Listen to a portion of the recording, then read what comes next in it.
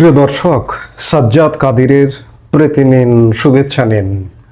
এই মুহূর্তে আপনাদের সামনে কথা বলতে এসেছি ক্যান্টনমেন্টে কি হচ্ছে, কতজন আর্মি অফিসার অ্যারেস্ট হলেন, এই প্রসঙ্গটা নিয়ে আপনাদের সামনে এই মুহূর্তে কথা বলতে চাই।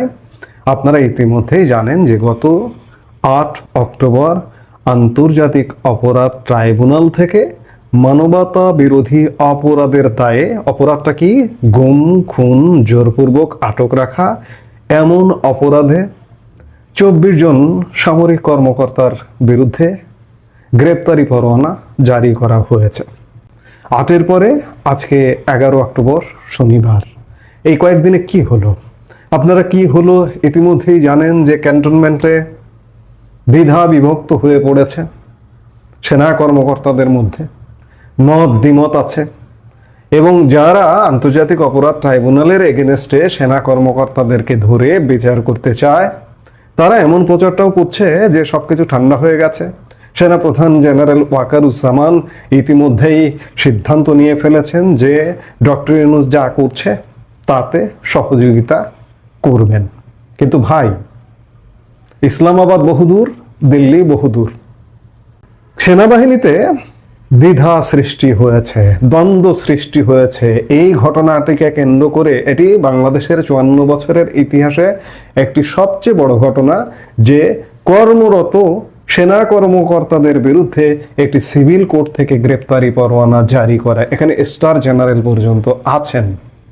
এবং গত 14-15 মাসে এই যে পরিবর্তিত বাংলাদেশে ডক্টর ইউনূসের সরকারের আমলে এটি হচ্ছে সবচেয়ে বড় ঘটনা।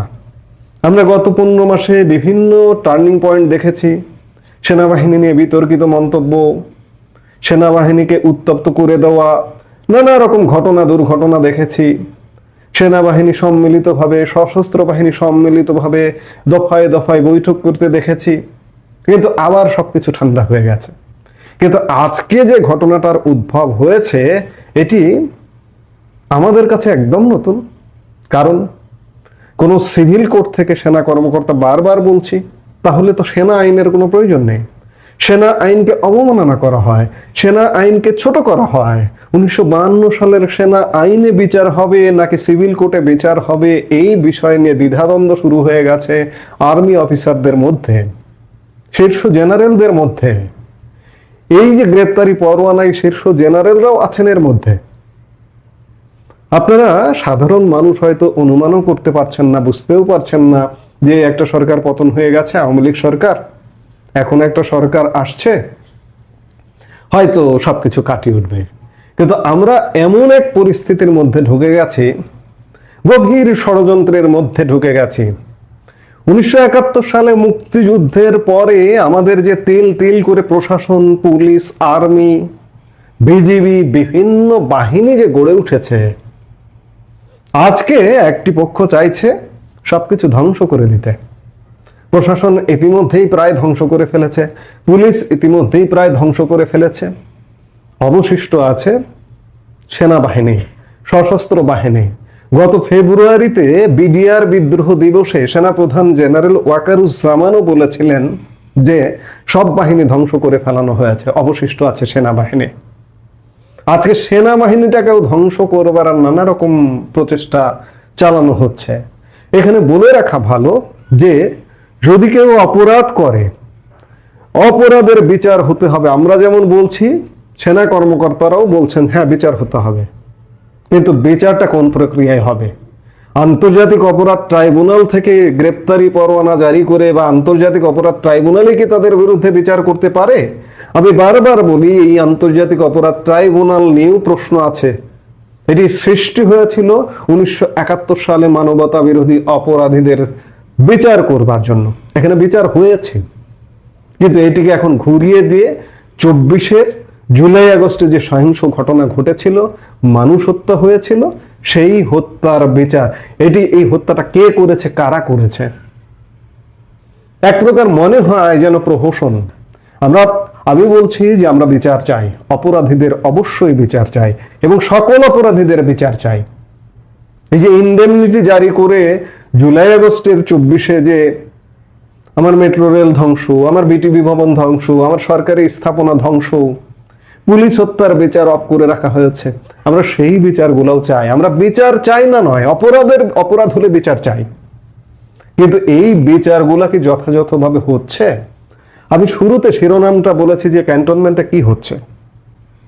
ক্যান্টনমেন্ট উত্তপ্ত, ক্যান্টনমেন্ট দ্বিধা বিভক্ত, কয়েকটি ভাগে বিভক্ত, 3টি ভাগে 4টি ভাগে বিভক্ত। এই 4টি ভাগ দিয়ে সেনাবাহিনীকে কি শেষ করে ফেলানো হবে? এবং সেনাবাহিনী কি এটা অ্যাকসেপ্ট করবে শেষ পর্যন্ত? সেনাবাহিনীর একটি বড় অংশ এই আন্তর্জাতিক অপরাধ ট্রাইব্যুনাল গ্রেপ্তারি পরোয়ানা জারি করেছে, এটিকে অ্যাকসেপ্ট করবে? এখনো পর্যন্ত অ্যাকসেপ্ট করবার পরিস্থিতি তৈরি হয়নি। কি হয় এই মুহূর্তেও কেউ বলতে পারছে না। আসলে কি হবে? আর্মি অফিসাররা কি অ্যারেস্ট হবেন? আমি বলেছিলাম যে কজন অ্যারেস্ট হয়েছেন এখন পর্যন্ত।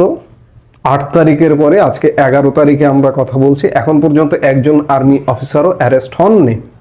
তবে নানাজন নানাভাবে প্রচারণা করছেন যে অনেকে আত্মগোপনে চলে গেছেন। যাদের বিরুদ্ধে ওয়ারেন্ট ইস্যু হয়েছে তারা হয়তো বুঝতে পারছেন যে আসলে ফাইনালি শেষ পর্যন্ত সিদ্ধান্তটা কি হয়। যেমন একজনকে আপনারা খুব ভালো করে চেনেন, মেজর জেনারেল কবির আহমেদ। অপপ্রচার বলুন, গুজব বলুন, যেটাই বলুন, যেভাবেই বলুন, সরকারের পক্ষের লোকজনই ইতিমধ্যেই প্রচারণা শুরু করেছে।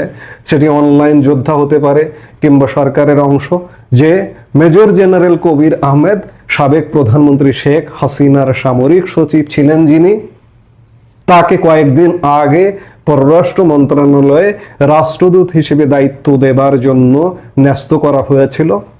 তিনি নাকি ইতিমধ্যেই সিলেটের তামাবিল বর্ডার হয়ে দেশ ত্যাগ করেছেন, ভারতে অলরেডি ঢুকে গেছেন।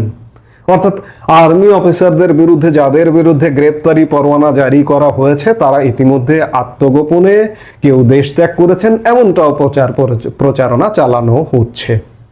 তারা হয়তো আগাম সতর্কতার জন্যই এই কাজটি করছেন, কারণ শেষ পর্যন্ত কোন চাপ থেকে কোন দিকে কি হয়, বাতাস কোন দিকে বয় বলা কঠিন। যদি আইসিটিতে এই মামলাটি ফাইনালি চলে, কিংবা এই মামলাটি যদি আইসিটিতে বিচারের আওতায় নিয়ে যদি সেনা কর্মকর্তাদের অ্যারেস্ট করা হয়, এই সংখ্যাটাও এখনো একটা বড় অংশের মধ্যে আছে। তবে যারা প্রচার করছেন যে সব ঠিক হয়ে গেছে, সেনাপ্রধান ইউনূস সরকার যা করছে, আন্তর্জাতিক অপরাধ ট্রাইব্যুনাল যা করছে, সব ঠিক আছে, আমরা মেনে নিচ্ছি, বিষয়টা কিন্তু এত সহজ নয়। পরিস্থিতি এখনো পর্যন্ত স্বাভাবিক হয়নি। সেই জায়গা থেকে এখনো বলা যাচ্ছে না যে পরিস্থিতি কোন দিকে মোড় নেবে। শেষ পর্যন্ত এই ইস্যুকে কেন্দ্র করে সরকার পরিবর্তন কিনা, বা কি হবে, সামরিক অভ্যুত্থান কিনা, কি হবে, সত্যিকার অর্থে বাংলাদেশ ভূ রাজনৈতিকভাবে এবং আভ্যন্তরীণ রাজনৈতিকভাবে এক টানটন উত্তেজনাকর পরিস্থিতির মধ্যে আছে। এবং বাংলাদেশ পরিস্থিতি পরিবর্তন হবে উত্তরপাড়া থেকে, ক্যান্টনমেন্ট ক্যান্টনমেন্টের মাধ্যমেই 2024 সালের 5 অগাস্ট পট পরিবর্তন হয়েছে। ঠিক তেমনি এখনকার পট পরিবর্তন হতে হলেও ক্যান্টনমেন্ট লাগবে। এছাড়া বাংলাদেশকে বাঁচানো বলুন, মারা বলুন, যেটাই বলুন না কেন, ক্যান্টনমেন্ট থেকে ছাড়া বাংলাদেশ রক্ষার কোনো উপায় নেই। সেনাপ্রধান জেনারেল ওয়াকারুজ্জামান বলা যায় বিভিন্ন পক্ষের এক প্রকার মুখোমুখি অবস্থায় আছেন। তিনি কি সিদ্ধান্ত নেবেন তার দিকে সবাই তাকিয়ে আছে। সেনাপ্রধানই দেশের এই যে অচল অবস্থা, এক প্রকার এই অচল অবস্থা থেকে বাঁচাতে পারেন। এখন সিদ্ধান্ত সেনাপ্রধানের। এখন পর্যন্ত কেউ গ্রেপ্তার হয়নি। সেনাপ্রধান কি সিদ্ধান্ত নেবেন, কেন গ্রেপ্তার হয়নি, এটিও তো গুরুত্বপূর্ণ ব্যাপার। ইতিমধ্যে যদি আত্মগোপনে যেয়ে থাকেন যাদের বিরুদ্ধে ওয়ারেন্ট ইস্যু হয়ে গেছে, তারা আত্মগোপনেই গেলেন কেন? তাদেরকে কি অ্যারেস্ট করা হবে আসলে, নাকি অন্য কিছু হবে, ভিন্ন কিছু হবে? আমাদের এই ভিন্ন কিছু, অন্য কিছু দেখার জন্য প্রতিনিয়ত সচেতন থাকতে হবে, নজর রাখতে হবে।